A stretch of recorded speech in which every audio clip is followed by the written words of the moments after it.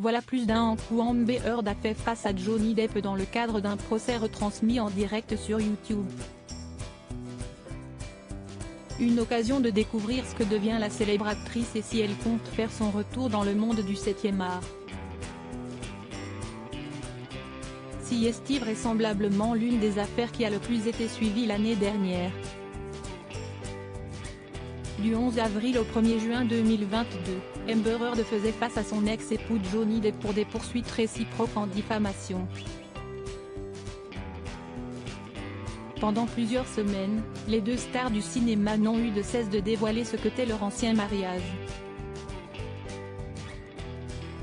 Accusations de violence verbale et physique, infidélité, addiction. L'intégralité de leur histoire a été dévoilée au grand public au cours des audiences.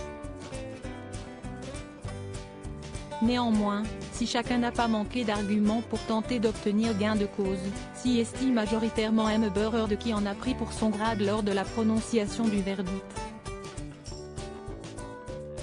En effet, l'interprète de Mera dans Aquaman a été condamné à verser la somme de 10 millions de dollars et intérêts au père de Lily Rose et Jack Depp.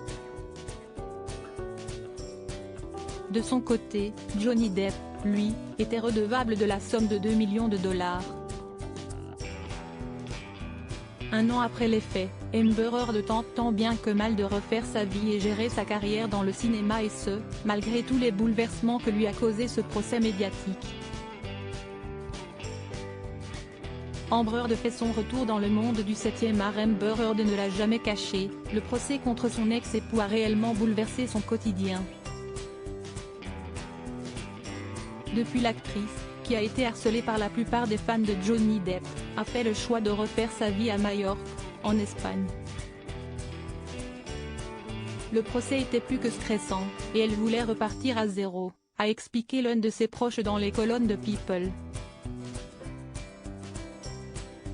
Si est donc en Europe que l'ex-compagne de Elon Musk a décidé de poser ses valises en compagnie de Una Page, sa fille. Pour passer incognito, Amber Heard s'est créé une nouvelle identité, se faisant appeler Martha Jane Canary, en référence au véritable nom de Calamity Jane. Amber a été dévastée avant, pendant et après le procès.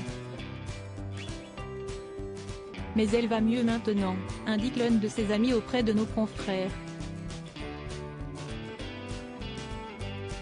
Une forme retrouvée qui lui permet de reprendre son métier.